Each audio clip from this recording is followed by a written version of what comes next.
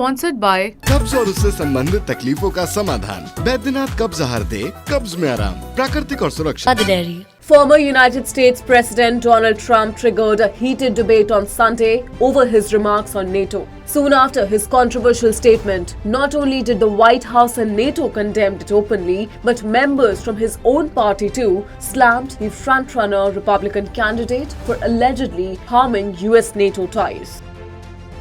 During a political rally in South Carolina, Trump threatened NATO members by encouraging Russia to do whatever it deems correct if they fail to pay the US for protection. For those unversed, the NATO treaty obligates each member to spend 2% of their GDP on defense. Recounting a past conversation with the head of a nation, Trump stated that he would not protect the NATO member if he did not pay. Instead, he would encourage Russia to go to any extent to tackle it. Of the presidents of a big country stood up and said, well, sir, if we don't pay and we're attacked by Russia, will you protect us? I said, you didn't pay? You're delinquent?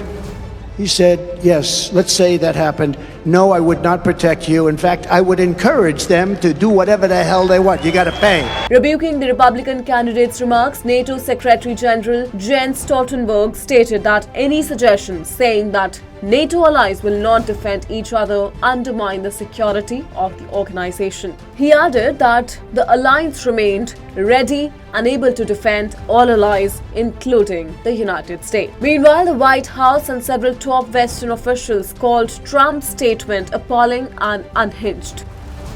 Some Republicans lashed out at Trump, calling him unfit to be the President of the United States. Declaring his remarks unmindful, Republican presidential candidate Chris Christie stated that this is the reason why he believes that Trump is a misfit. This is why I've been saying for a long time that he's unfit to be President of the United States.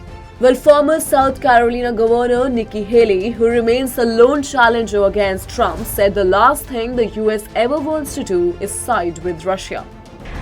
I mean, absolutely. NATO has been a success story for the last 75 years.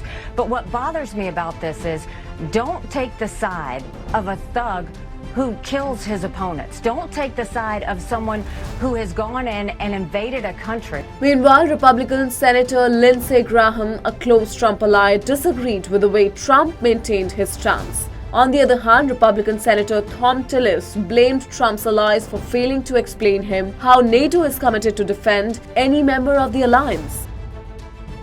Meanwhile, at the same rally, Trump criticized the Senate foreign aid bill channeling monetary aid to Ukraine and Israel. He further criticized Joe Biden's administration for passing a bill that provides security to its allies without taking care of its southern borders, which are overwhelmed with more than 5,000 illegal immigrants.